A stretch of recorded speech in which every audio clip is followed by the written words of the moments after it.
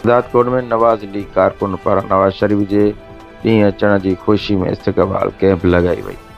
शहदादकोट में पाकिस्तान मुस्लिम लीग नून पारां अॻूणे वज़ीर आज़म नवाज़ शरीफ जे 21 अक्टूबर ते पाकिस्तान अचण जी ख़ुशी में शहर जे कोठमोट चौक ते इस्तक़बाली कैंप लॻाई वई।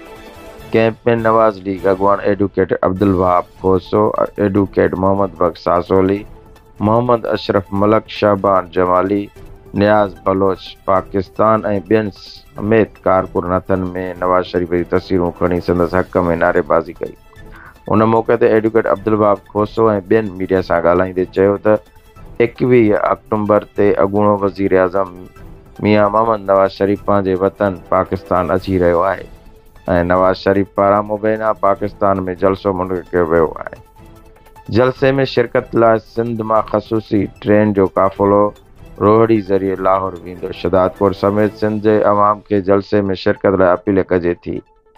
उन्हनि चयो त मियां मोहम्मद नवाज़ शरीफ पंहिंजे वज़ीर आज़म जे दौर में अवामी मफ़ादनि लाइ कम कया ऐं बहितर मनसूबनि सां गॾु महांगाई, बेरोज़गारी ऐं बदआमनी ते ज़ाब्तो आंदो।